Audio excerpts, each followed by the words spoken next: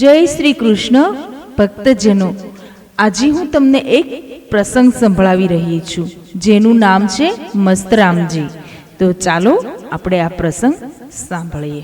આપણી આધ્યાત્મિક સંસ્કૃતિની જનેતા ભારત ભૂમિ ભાગ્યશાળી છે. એણે નામી અનામી સંતોની પરંપરાને અસખલિતપણે વહેતી રાખી છે. આ કારણે ભક્તજનો માટે સમગ્ર ભારત તીર્થભૂમિ બન્યું છે. શરીર હુષ્ટપુષ્ટ હતું, છતાં મુખ પર સૌમ્ય પથરાયેલું હતું. પ્રેમ કરુણા નીતરતી આંખોમાં કોઈ અનેરી ચમક હતી. મુખ પર દેવી તેજ વિલચતું હતું. વિશાળ ભવ્ય લલાટ હતું. હોઠ પર બાળક જેવું નિર્દોષ સ્મિત ફરકતું હતું. પ્રથમ દર્શને જ હર કોઈ અંજાઈ જતું. ચાલમાં ઝડપ ને હાથીના જેવી ગંભીરતા હતી. પરિગ્રહમાં કેવળ કોપીન અને કેડે વીટવા ચાદરનો એકાદ ટુકડો બસ હતો. નિસ્પૃહી ત્યાગમૂર્તિ મહાત્મા પોતાની આત્મમસ્તીમાં નિજાનંદમાં એ પૂરા મસ્ત હતા. બોલતા બહુ ઓછું, પણ બોલે ત્યારે મુખમાંથી માધુર્ય ઝરતું. નાગ મોરલીએ ડોલી ઉઠે તેમ એમની અમૃતવાણી સાંભળી લોકો ડોલી ઉઠતા. આમ છતાં એ નિડર સત્ય વક્તા પાછે પાપી લોકો ધ્રુજી ઉઠતા. આજથી લગભગ 100 વર્ષ ઉપર સૌરાષ્ટ્રની ધરતી ઉપર એ ઉતર્યા. મારવાડ તરફથી આવી એમણે અહીં પોતાના ડેરા તંબુ નાખ્યા અને સૌરાષ્ટ્રને જ વતન બનાવી દીધું. એમની આત્મસુવાસથી પ્રેરાય દર્શન સત્સંગ માટે દિન પ્રતિદિન લોકો ઉમટવા લાગ્યા. પછી તો જોત જોતામાં દૂર દૂર સાગરકાંઠા સુધી એમની પ્રસિદ્ધિ ફેલાઈ ગઈ. પરિણામે ભાવનગર નરેશ તખ્તસિંહજી, લીંબડી નરેશ જસવંતસિંહજી જેવા અનેક રાજવીઓ, રુસ્તમજી જેવા પારસી વ્યાપારીઓ, બાજીબા જેવી ચારણ સન્નારીઓ, અનેક પંડિતો, બ્રાહ્મણો, વિદ્યોપાસકો, કારીગરો, શ્રીમંતો, વ્યાપારીઓ તથા શ્રમજીવોના એ આરાધ્ય દેવગુરુ બની ગયા.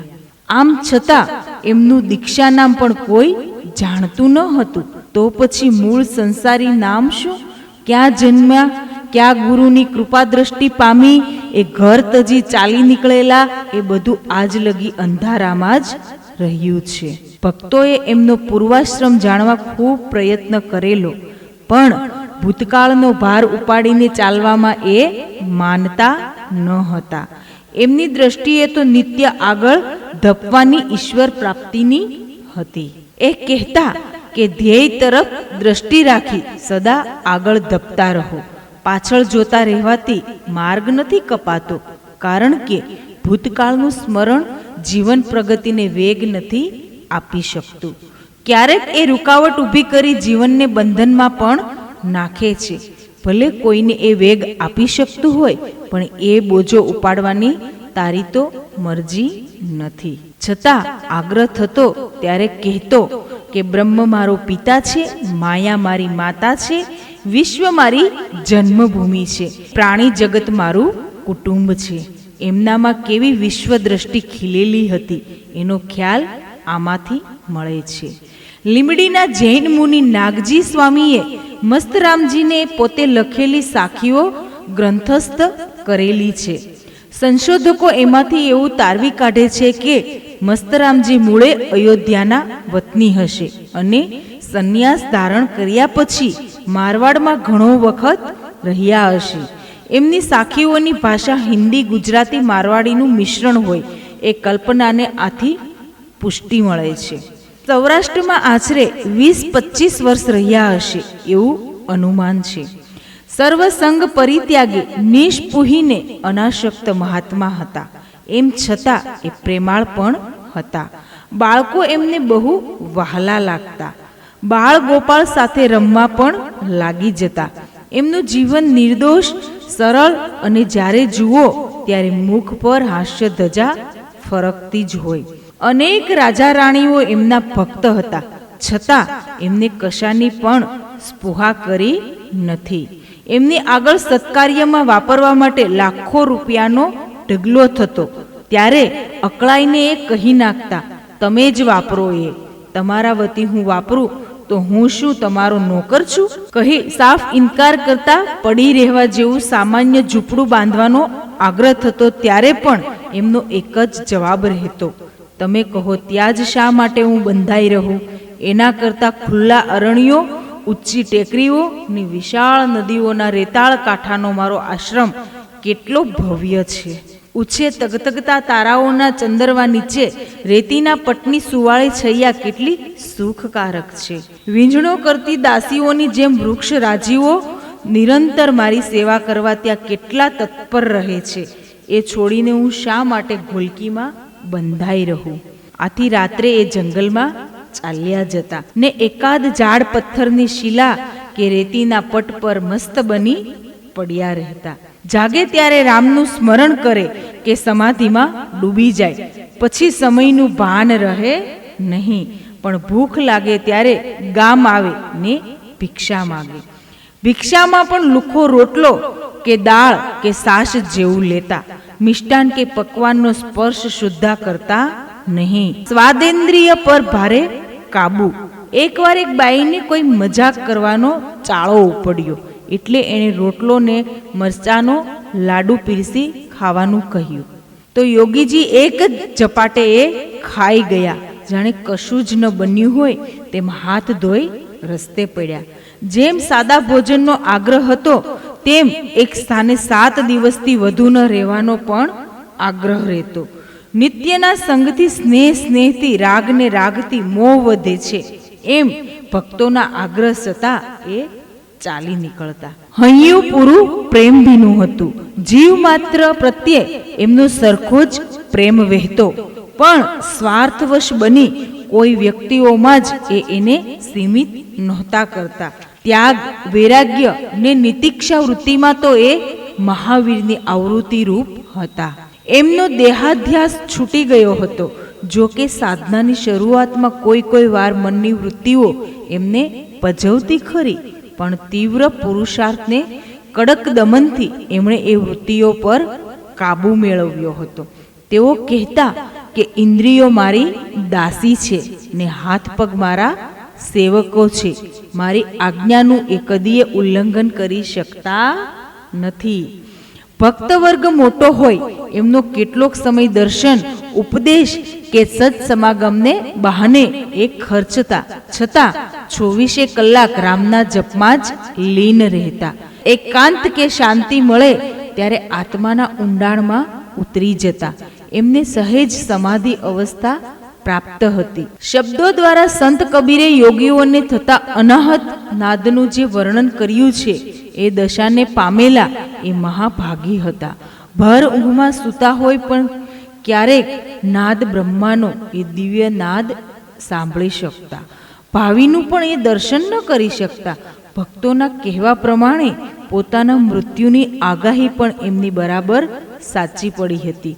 રિદ્ધિ સિદ્ધિ તો અહીં દાસીઓ બનીને આવે છે, પણ સાચો યોગી એમાં ફસાતો નથી. મસ્તરામજી કહેતા કે સિદ્ધિઓ તો મારા ચરણ ચૂમતી આવે છે, પણ એ તો મોક્ષ માર્ગમાં અંતરાય નાખી સાધકને પાડનારું કેવળ માયાનું જ સ્વરૂપ છે. સિદ્ધિઓ પ્રાપ્ત થાય એમાં યોગીની મહાતા નથી, પણ એવા પ્રલોભનમાં નહીં ફસાવા જ એની મહત્તા છે. એનું ધ્યેય તો વાસનાઓ પર વિજય મેળવી એકમાત્ર ઈશ્વરની પ્રાપ્તિ કરવાનું જ હોય. એમના પરમ ભક્ત થયા પહેલા બોટાદના પારસી શેઠ રુસ્તમજીએ એમનું કદાવર શરીર જોઈ એ સાંભળે તેમ તેમની હાજરીમાં જ કડક ટીકા કરી કહ્યું, હરામનું ખાય તગડા બનેલા આવા લોકો દેશને કેટલા બોજારૂપ છે. સાથે એમના પત્ની પણ હતા, પણ મસ્તરામ તો મસ્તરામ જ હતા. નિંદા સ્તુતિથી પર હતા. ન કશો પ્રત્યુત્તર, ન કશો શોક. મુખ પર તો એ જ મુક્ત હાસ્ય ફરતું હતું. એમની આવી આત્મખુમારી જોઈ રુસ્તરામજી શેઠના ધર્મપત્ની માણેકબા એમના તરફ આકર્ષાયા. પરિણામે એ અને રુસ્તમજી શેઠ એમના ભક્ત બની રહ્યા. એ ભક્તિથી યોગીરાજે અંતિમ દિવસો ત્યાં જ ગાળેલા. એમણે ભક્તિ પણ એવી જ કરી હતી. એમના મૃત્યુ પછી બંધાયેલા સમાધિ મંદિરને ચલાવવાની જવાબદારી પણ એમને ઉપાડી લીધી. એકવાર રાત્રે નદીની રેતીમાં સૂતેલા મસ્તરામજી પરોઢીએ વહેલા ઉઠી સમાધિમાં નિમગ્ન થયા હતા. પોતાની વાડીએથી ઘેર જતા 3-4 યુવાનોએ એમને ચોર માની બૂમ પાડી. સામો જવાબ ન મળ્યો એટલે પાસે જઈને જોયું તો અલમસ્ત બાવો દીઠો. એમને મશ્કરી સૂજી. પોતાની પાસેના હોકામાંથી એક અંગારો લઈ એમની સાથળ પર મૂક્યો. એની સાથળ પર ફોલ્લો ઉપડ્યો. તડ થતા અવાજ સાથે ફૂટી ગયો. બાવો કૂદાકૂદ કરશે તેમ માનેલું, પણ મસ્તરામ તો સમાધિમાં જ બેસી રહ્યા.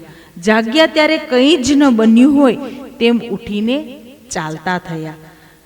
આ તમાશો જોવા બેઠેલા યુવાનો ભોઠા પડી ગયા ને માફી માગવા લાગ્યા. એકવાર યોગીજીને સાથળમાં ગુમડું થયું. દેહ પ્રત્યે ઉપેક્ષા વૃત્તિ હતી એટલે એ પાક્યું ને અંદર કીડા પડ્યા. કીડા માંસ ખાય, શરીર વેદના તો અનુભવે જ, પણ એ તો નિજાનંદમાં મસ્ત. 2-4 કીડા નીચે પડી જાય તોય ઉપાડીને ઘામાં મૂકી દે. ખાઓ મારા પ્રભુ, આ દેહ તમારો જ છે, ખાઓ, ખુશીથી ખાઓ. ભક્તો દવા દારૂ માટે આગ્રહ કરતા તો જણાવતા, પગને દુખે છે તેમાં મસ્તરામને શું, નાશવંત દેહને પ્રારબ્ધ કર્મ ભોગવવા જ પડે છે. એવા દેહની મારે શી ચિંતા. આવી સમદ્રષ્ટિ હોવાને કારણે ભિક્ષા ખાતા કોઈ ગાય કે સાંઢ આવી પતરાળીમાં મોઢું નાખે તો ખાવો મારા પ્રભુ, ખાવો, આ તો રામજીનો પ્રસાદ છે કહીને એને નિરાતે ખાવા દેતા. માત્ર કોપીનભેર રહેતા યોગી કાતિલ ઠંડીના દિવસોમાં એકવાર ગામથી દૂર એક ઝાડ નીચે ઠંડીથી ધ્રુસતા પ્રભુ સ્મરણ કરી રહ્યા હતા. નિત્ય નિયમ પ્રમાણે ગુરુ દર્શને આવેલા મહારાજ તખ્તસિંહે આ જોઈ એમના શરીરે કિંમતી છાલ ઓઢાડી. નજીકમાંથી આવેલું એક કૂતરું ઠંડીથી ધ્રુસતું એમની પાસે આવી ઊભું રહ્યું. આ જોઈ મસ્તરામજીએ એમની કિંમતી છાલ એને ઓઢાડી દીધી. મહારાજે પૂછ્યું તો જણાવ્યું, ઠંડીથી ધ્રુસતું એ મારી પાસે આવ્યું તો અતિથિનો મારે સત્કાર કેમ કરવો નહીં? જીવાત્મા તો દરેકમાં સરખો છે, માટે સર્વ પ્રત્યે સભાન ભાવે ભૂત દયા બતાવવાનો આપણો ધર્મ છે. સાધનાની શરૂઆતના દિવસોમાં એકવાર ચા અને બીજી વાર દૂધપાક ખાવાની વૃત્તિ ઉદ્ભવી. એમણે એક ભક્તને કહી 10-15 શેર પાણીની ચા મુકાવી. પછી મનની વૃત્તિને કહેવા લાગ્યા, પી લે, ધરાઈ ધરાઈને પી લે, પણ ચા કેટલી પીવાય? વમન થયા છતાં ચા ઢીસે રાખ્યા. એક બાજુ વમન ચાલુ ને બીજી બાજુ ઢીંચવાનું ચાલુ. આમ આકરા ઉપાયથી ચિત્ત વૃત્તિઓને એ નિર્મૂલ કરી શક્યા. દૂધ પાકની વૃત્તિ પણ એમણે એ જ પ્રયોગ દ્વારા કાબુ મેળવ્યો હતો.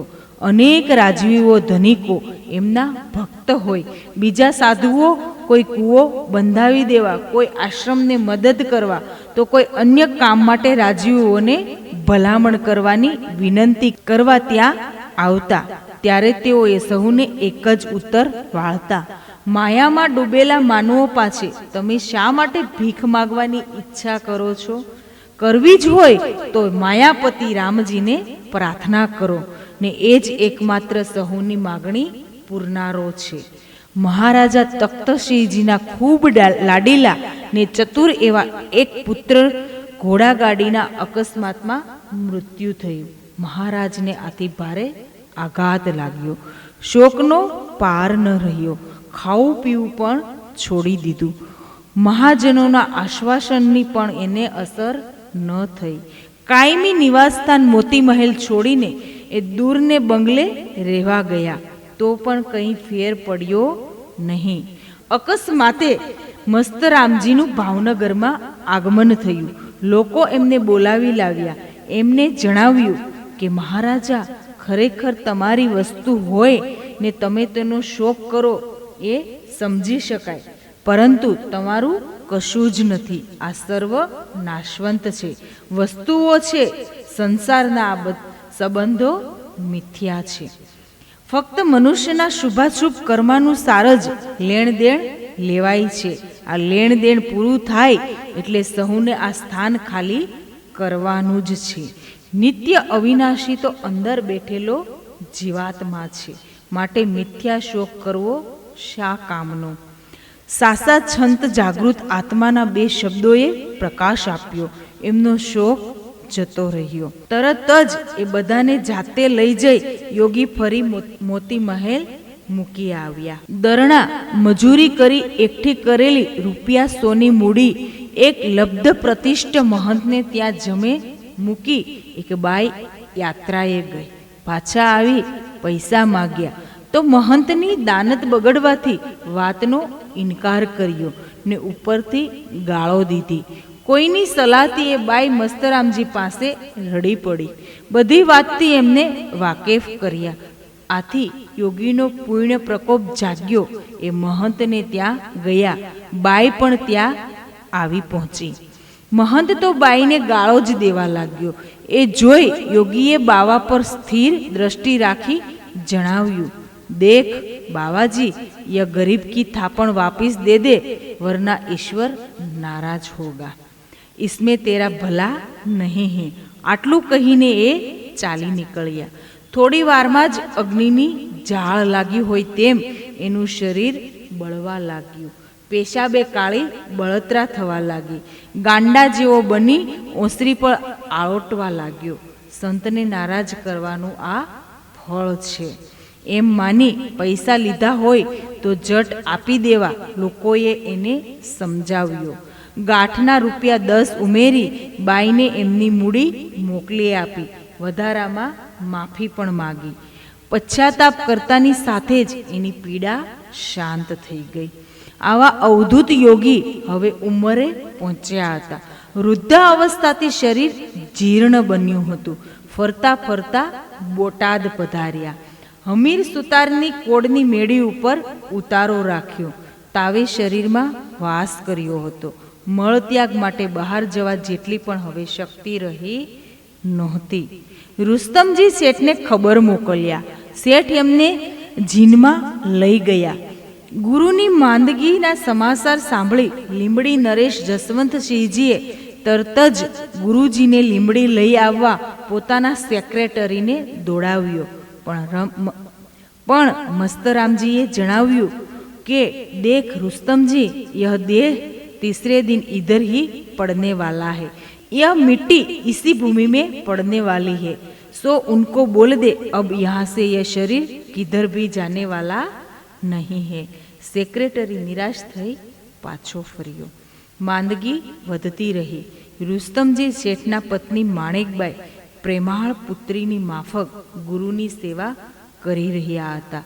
સંવત 1957ના અષાઢ વધી 11ને ગુરુવારનો દિવસ હતો. બપોરના 3 વાગ્યા હશે ત્યારે એમનું પ્રાણ પંખેરું ઉડી ગયું. આખા સૌરાષ્ટ્રમાં ઘેરા શોકની સાયા ફરી વળી. બને તેટલી ઝડપે દૂર દૂરથી ભક્ત સમુદાય બોટાદ ઉતરવા લાગ્યો. અંતિમ વિધિ પતાવી શણગારેલી પાલખીમાં જ્યારે એ યોગીના દેહને પધરાવવામાં આવ્યો ત્યારે અનેકોની આંખો રડી પડી. હજારોની મેદની વચ્ચે એ ભવ્ય સ્મશાન યાત્રા નદી તટે આવી. ધૃત ચંદનાદ્રી દ્રવ્યો વડે એમનો અગ્નિ સંસ્કાર થયો. આજે તો એ વાતને 90 વર્ષ થવા આવ્યા છે. પણ એમની ચિતા ભસ્મ પર ભક્તોએ ઊભા કરેલા ભવ્ય સમાધિ મંદિરનો ગગનચુંબી ધ્વજ ત્યાગ વૈરાગ્યના આદર્શનો સંદેશો આજના જગતને સંભળાવતો આજે પણ હવામાં લહેરાઈ રહ્યો છે. ભક્તો પણ જે દિવસે મંદિરની પ્રતિષ્ઠા થયેલી એ દિવસે મોટો મેળો ભરી એ યોગીના જીવનમાંથી અમર પ્રેરણા લેવા આજે પણ આવે છે. એ દિવસ હતો સંવત 1958ના શ્રાવણ વદી નોમનો. જય શ્રી કૃષ્ણ.